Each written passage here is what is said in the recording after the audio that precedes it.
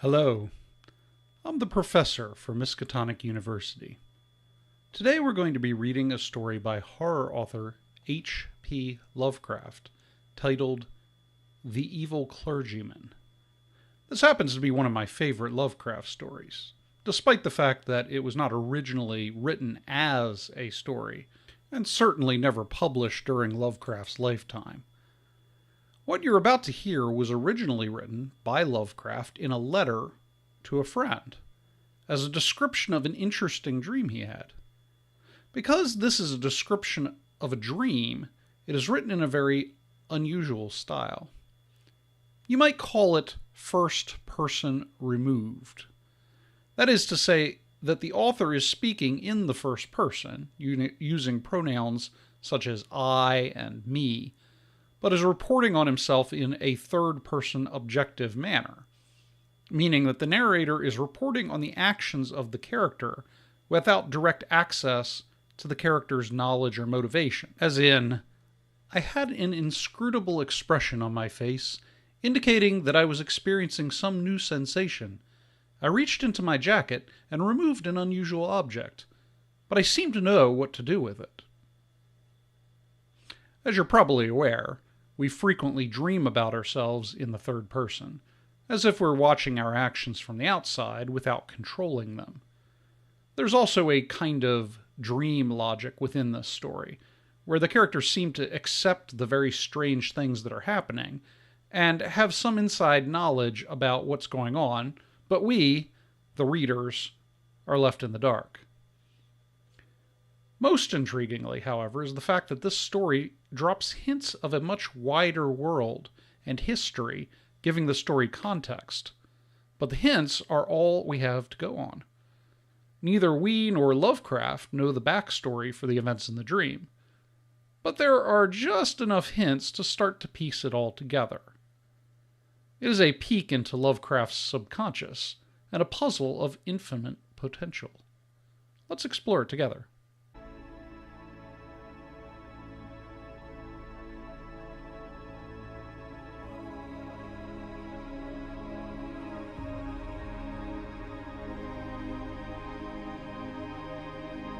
The Evil Clergyman by H.P. Lovecraft.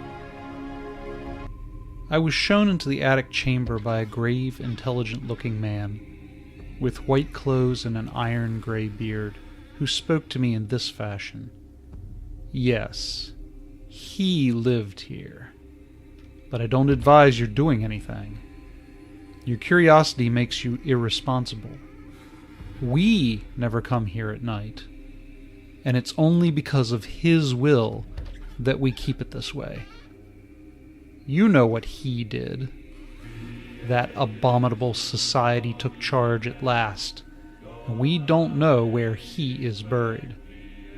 There was no way the law or anything else could reach the society. I hope you won't stay till after dark, and I beg of you to let that thing on the table, the thing that looks like a matchbox, alone. We don't know what it is, but we suspect it has something to do with what he did. We even avoid looking at it very steadily. After a time, the man left me alone in the attic room. It was very dingy and dusty, and only primitively furnished, but it had a neatness that showed it was not a slum denizen's quarters. There were shelves full of theological and classical books, and another bookcase containing treatises on magic, Paracelsus, Albertus Magnus, Trithemius, Hermes Trismegatisius, Borealis, and others in strange alphabet whose titles I could not decipher. The furniture was very plain. There was a door, but it led only into a closet. The only egress was the aperture in the floor up to which the crude, steep staircase led. The windows were of the bullseyes pattern, and the black oak beams bespoke unbelievable antiquity. Plainly, This house was of the old world.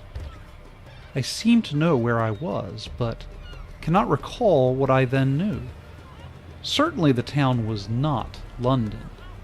My impression is of a small seaport. The small object on the table fascinated me intensely. I seemed to know what to do with it, for I drew a pocket electric light, or what looked like one, out of my pocket and nervously tested its flashes. The light was not white, but violet, and seemed less like true light than like some radioactive bombardment. I recall that I did not regard it as a common flashlight. Indeed, I had a common flashlight in another pocket. It was getting dark, and the ancient roofs and chimney pots outside looked very queer through the bull's-eyed windowed panes. Finally, I summoned up courage and propped the small object up on the table against a book, then turned the rays of the peculiar violet light upon it. The light seemed now to be more like a rain or hail of small violet particles than like a continuous beam. As the particles struck the glassy surface at the center of the strange device, they seemed to produce a crackling noise, like the sputtering of a vacuum tube through which sparks are passed. The dark, glassy surface displayed a pinkish glow. A vague, white shape seemed to be taking form at its center. Then I noticed that I was not alone in the room, and put the ray projector back in my pocket. But the newcomer did not speak, nor did I hear any sound whatever during all the immediately following moments. Everything was shadowy pantomime, as if seen at a vast distance through some intervening haze. Although, on the other hand, the newcomer and all subsequent comers loomed large and close, as if both near and distant, according to some abnormal geometry. The newcomer was a thin, dark man of medium height, attired in the clerical garb of the Anglican Church.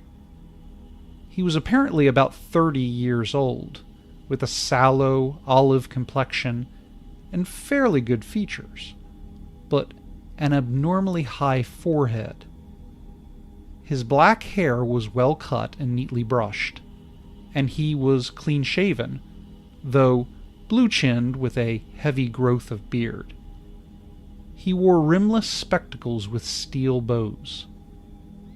His build and lower facial features were like other clergymen I had seen, but he had a vastly higher forehead and was darker and more intelligent looking. Also, more subtly and concealedly evil looking. At the present moment, having just lighted a faint lamp oil, he looked nervous, and before I knew it, he was casting all his magical books into the fireplace on the window side of the room, where the wall slanted sharply, which I had not noticed before. The flames devoured the volumes greedily, leaping up in strange colors and emitting indescribably hideous odors as the strangely hieroglyphed leaves and wormy bindings succumbed to the devastating element. All at once I saw there were others in the room, grave-looking men in clerical costume, one of whom wore the bands and knee breeches of a bishop. Though I could hear nothing, I could see that they were bringing a decision of vast import to the first comer. They seemed to hate and fear him at the same time, and he seemed to return these sentiments. His face set itself into a grim expression, but I could see his right hand shaking as he tried to grip the back of a chair. The bishop pointed to the empty case and to the fireplace, where the flames had died down amidst the charred, non-committal mass, and seemed filled with a peculiar loathing. The first comer then gave a wry smile and reached out with his left hand toward the small object on the table. Everyone then seemed frightened. The procession of clerics began filing down the steep stairs through the trapdoor in the floor, turning and making menacing gestures as they left. The bishop was last to go. The first comer now went to the cupboard on the inner side of the room and extracted a coil of rope. Mounting a chair, he attached one end of the rope to a hook in the great exposed central beam of black oak, and began making a noose with the other end. Realizing he was about to hang himself, I started forward to dissuade or save him. He saw me and ceased his preparations, looking at me with a kind of triumph which puzzled and disturbed me. He slowly stepped down from the chair and began gliding toward me with a positively wolfish grin on his dark, thin-lipped face. I felt somehow in deadly peril, and drew out the peculiar ray projector as a weapon of defense. Why I thought it would help me, I do not know. I turned it on, full in his face, and saw the sallow features glow, first with violet, and then with pinkish light. His expression of wolfish exultation began to be crowded aside by a look of profound fear, which did not, however, wholly displace the exultation. He stopped in his tracks. Then, flailing his arms wildly in the air, began to stagger backward. I saw he was edging toward the open stairwell in the floor, and tried to shout a warning, but he did not hear me. In another instant, he had lurched back through the opening and was lost to view. I found difficulty in moving toward the stairwell, but when I did get there, I found no crushed body on the floor below. Instead, there was a clatter of people coming up with lanterns, for the spell of the phantasmal silence had broken, and I once more heard sounds and saw figures as normally tridimensional. Something had evidently drawn a crowd to this place. Had there been a noise I had not heard? Presently, the two people, simply villagers apparently, farthest in the lead saw me and stood paralyzed.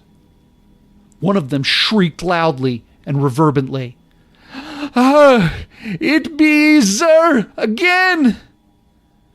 Then they all turned and fled frantically. All, that is, but one. When the crowd was gone, I saw the grave-bearded man who had brought me to this place, standing alone with a lantern. He was gazing at me gaspingly and fascinatedly, but he did not seem afraid. Then he began to ascend the stairs and join me in the attic. He spoke. "So you didn't let it alone. I'm sorry. I know what has happened. It happened once before, but the man got frightened and shot himself. You ought not to have made him come back. You know what he wants, but you mustn't get afraid like the other man he got.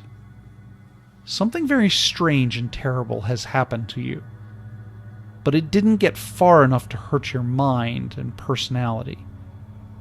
If you'll keep cool and accept the need for making certain radical readjustments in your life, you can keep right on enjoying the world and the fruits of your scholarship.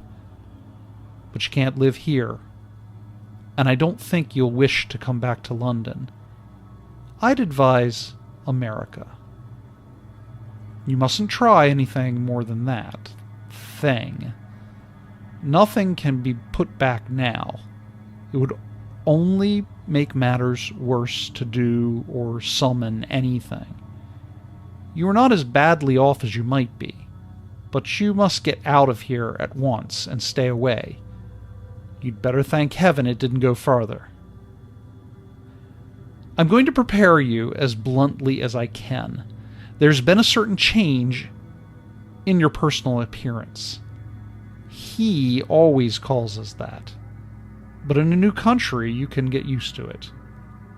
There's a mirror up the other end of the room, and I'm going to take you to it. You'll get a shock, though you will see nothing repulsive. I was now shaking with a deadly fear, and that bearded man almost had to hold me up as he walked me across the room to the mirror. The faint lamp, i.e. that formerly on the table, not the still fainter lamp that he had brought, in his free hand. This is what I saw in the glass. A thin, dark man of medium stature, attired in a clerical garb of the Anglican Church, apparently about 30, and with rimless, steel-bowed glasses glistening beneath a sallow, olive forehead of abnormal height. It was the silent first-comer who had burned his books. For all the rest of my life, in outward form, I was to be that man.